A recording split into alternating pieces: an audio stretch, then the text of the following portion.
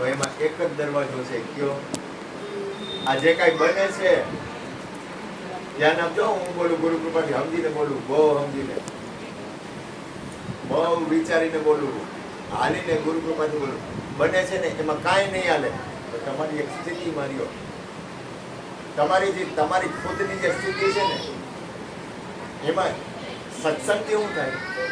તમારી સ્થિતિ બને, તમારા આત્મ સ્વરૂપની સ્થિતિ બને. આ કાયા રહી ને એ ગુણ છે ને, એ ગુણમાં પ્રવર્તે, એ એનું કામ કરે, એને એની જગ્યાએ રહેવા દો, કાયાને એની જગ્યાએ રહેવા દો, તમે તમારામાં રહ્યો,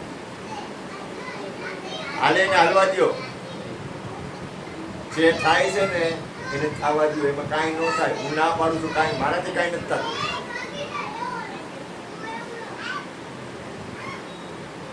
જે થાય છે ને એમાં કાંઈ ન થાય.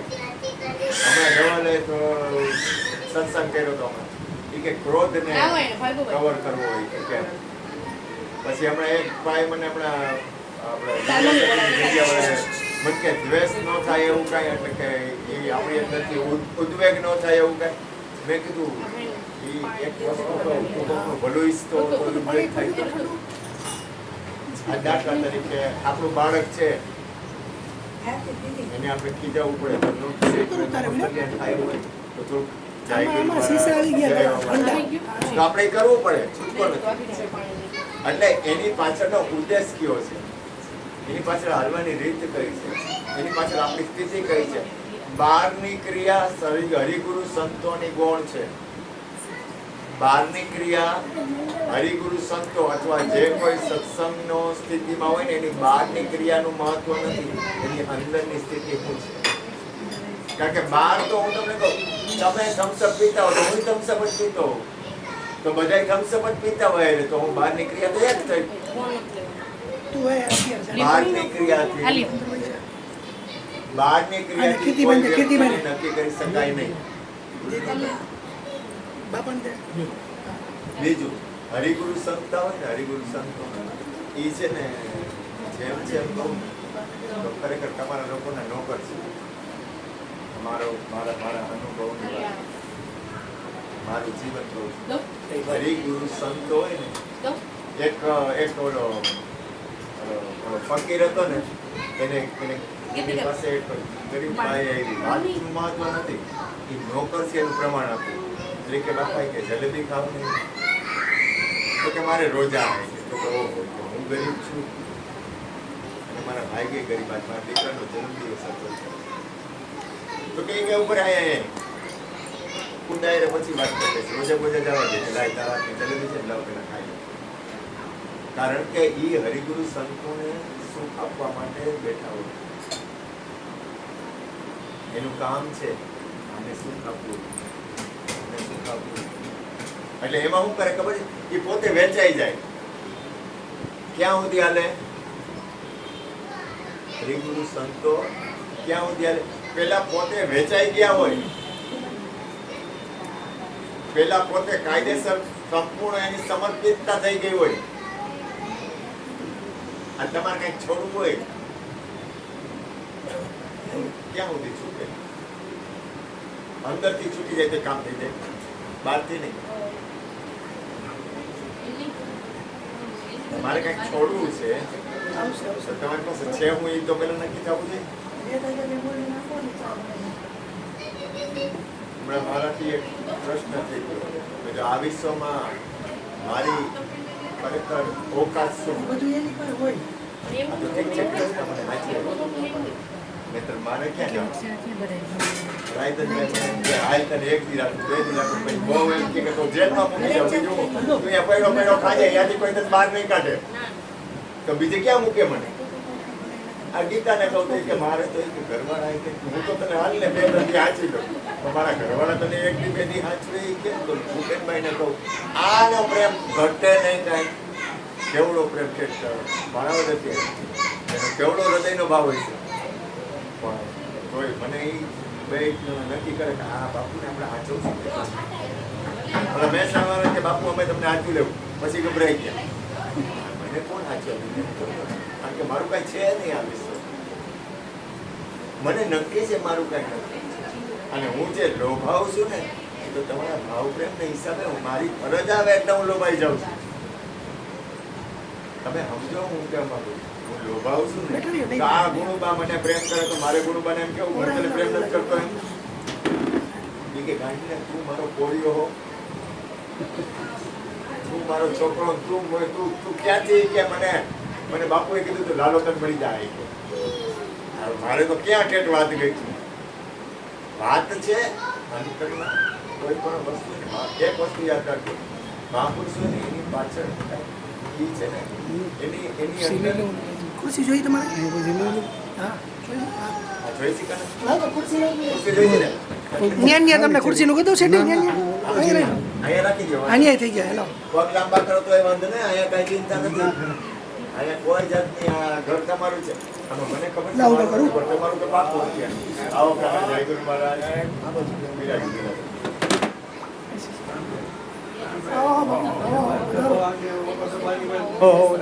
પગમાં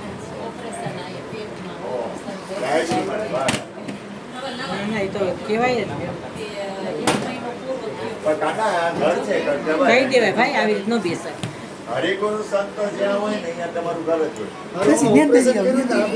આગળ થઈ જાઓ બાપુ બાપુ બાજુમાં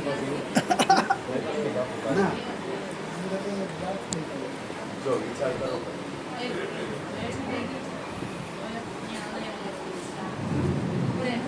તમારાથી જેટલું થાય હતું ને તમારા અંતરાત્મામાં તમને સ્થિતિ થાય.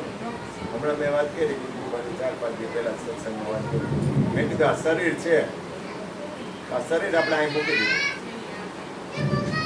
હવે નડે હું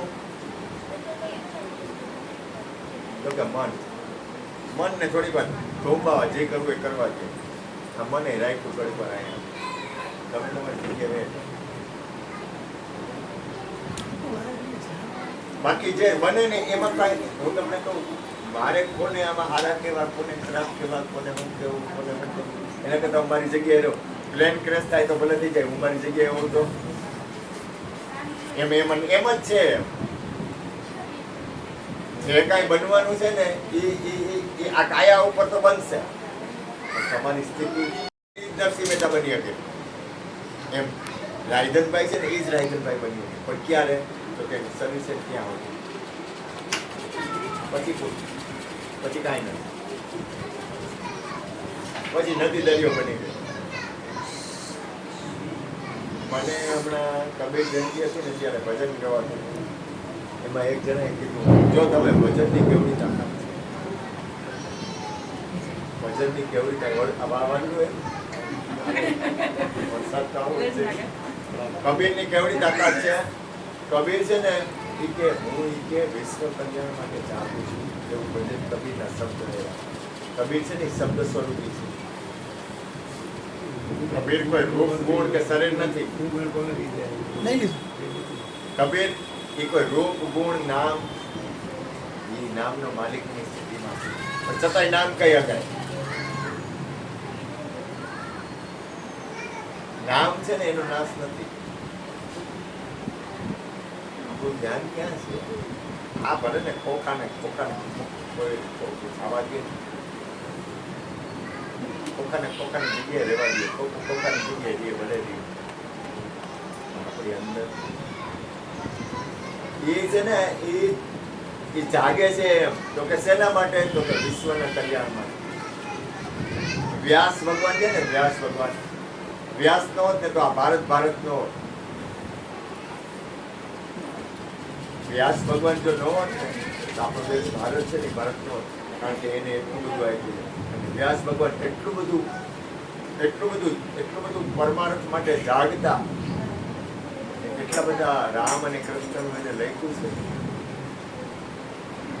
ભાગવત આપ્યું છે, રામાયણ આપ્યું છે, ગીતા આપી છે. વ્યાસની રચના. જો વ્યાસે આ પરમાર્થ નો કર્યો હોત તો ભારત નો હોત. એમ હરિગુરુ સંતો છે ને પરમાર્થી હોય છે. રામકૃષ્ણ પરમહંસ હતા ને એની એવી સ્થિતિ હતી કે એના શરીરનો ભાવ છૂટી ગયો દેખાતી અવસ્થામાં રહી પોતે મૂર્છિત થઈ જતા. ભજન કરવા આવ્યા છે આ યાદ રાખો ભજન એટલે કોઈ પણ રીતે એમ નથી કે સંતવાણી કરી, કીર્તન કરી, કીર્તનમાં કેવડી મોજ આવે, એના નામની તાકાત કેવડી બધી છે, જેવી તેવી ન માનતા. પરમાત્માના નામની તાકાત બહુ મોટી છે. તમે એને સામાન્ય તાકાત માનતા જ નહીં, કોઈ એમ ન માનતા કે ખાલી નામની તાકાત આવો છીછડી છે. ના ના, એલા ભાઈ, કઈક સામાન્ય એવી વસ્તુ બને છે, એમની અસર થાય છે, તો નામની તાકાત ન હોય. એ રામકૃષ્ણ પરમહંસને જીવાડવા માટે એક વ્યક્તિ હતું, એના મોઢામાં પરાણે નાખ્યું, મોઢું ખોલીને પરાણે ખોલ્યું નાખ્યું. પછી એને કેટલા મહિનાઓ સુધી દેહાતીત અવસ્થામાં એનું શરીર શ્વાસ ચાલુ શરીર. પછી જ્યારે એ જાગૃત બન્યા, કેટલા મહિનાઓ ઉદ્યો, પછી જ્યારે જાગૃત બન્યા ને પછી એને ખ્યાલ આવ્યો, મારું આ શરીર છૂટી જાય તો પરમાણુ રહી જાય, મારે જે આ વિશ્વનું કલ્યાણ કરવાનું છે, મારાથી કોઈનું મંગલ કરવાનું છે, રહી જાય. પોતે વાસના જમવામાં રહી. આ વાતની તો બધાને ખબર હોય, મોટો એ છે કે પરમાર્થી છે. રમણ મહર્ષિ હતા ને, રમણ મહર્ષિ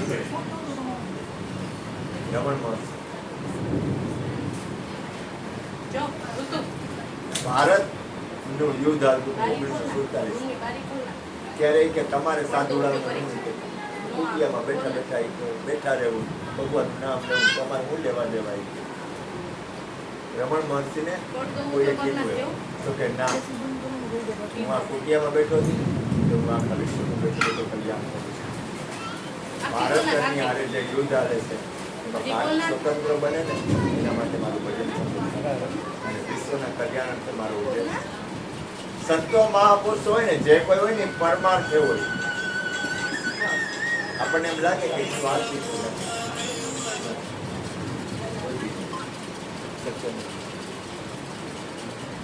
અને આપણે આવ્યા છીએ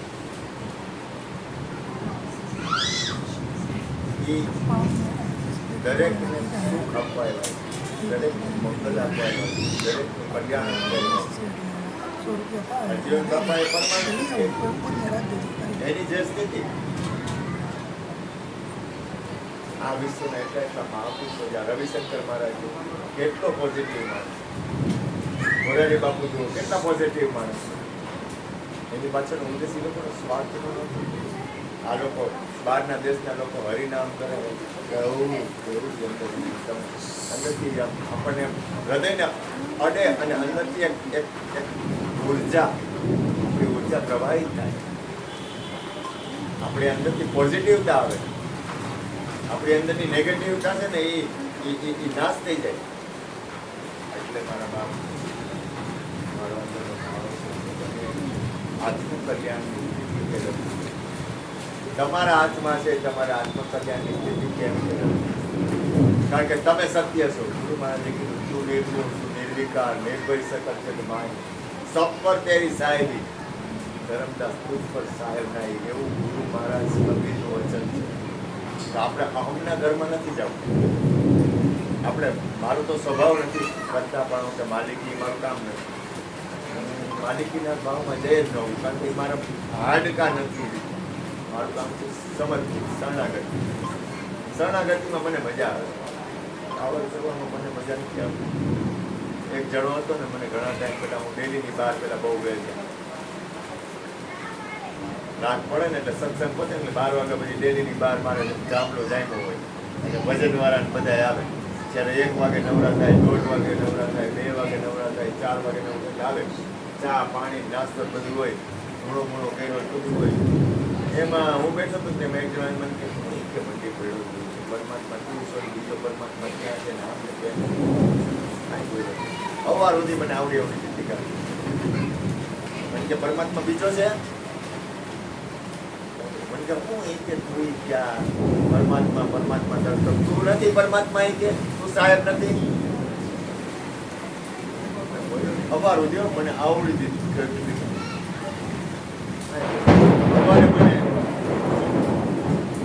રામકૃષ્ણ પરમહંસે કીધું કે એ ભલે ના પાડે, તોય છતાં કોઈ એવી સત્તા છે, કોઈ એવી ઓટોમેટિક સત્તા છે જ્યાં વિશ્વનું કલ્યાણ નિરંતર કરી રહી છે.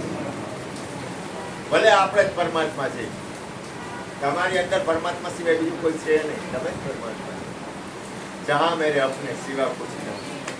અથવા જહાં દેખું વહાં તુમકો કબીર સાહેબે કીધું. તો કબીર સાહેબ છે ને, કબીર સાહેબ બાદશાહમાં એ છે ને, ભલે એની મેં ગમે એવડી સ્થિતિ હોય પણ કબીર દાસ બન્યા. એની સ્થિતિ કબીરને તમે જોજો. કબીર છે ને એ અમર આપણે ઓલા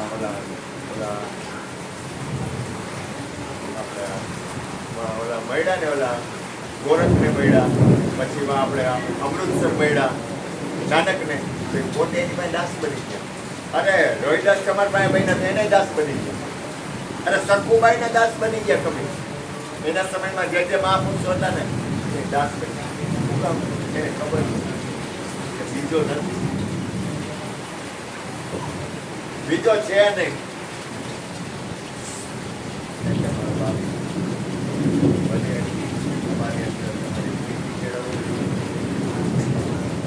આત્મકલ્યાણ તમારા હાથમાં છે. તમારે કઈ રીતે કરવું. બાકી જે કાંઈ પરમાત્માની રચના છે એનો સ્વીકાર કરો. કોઈ પણ વસ્તુ બને એનો સ્વીકાર કરો ને. આ તો આવે જ ને. આ તો આવે. હું આવ્યું તો કે વરસાદ, એટલે કૃષ્ણ એમ કે વરસાદ એટલે હું તો કે વરનો અવાજ, આ ઘરવાળાનો અવાજ આવ્યો. હા એમ. અને પાછો કબીર સાહેબ તો કેવો દાદાગીરી વાળો માણસ કે સબગટ મેરા સાયા ખાલી ગટ નથી કોઈ, બલિયારી ઉસ ગટ કી જાગટ લગન. કેવું સરસ કાઠું વાત. આનંદ ઘડી એટલે ભજવારી. આમાં મારા સંત સુહાગી મેળા સુહાગી છે. આપણે બધા છે ને સુહાગી કહેવાય. કારણ કે આપણા માથે ધણી છે, સદગુરુ છે, પરમાત્મા છે. ઓલો રોબોટ પડ્યો આગલો ચાલુ કર્યો ને કે સદગુરુ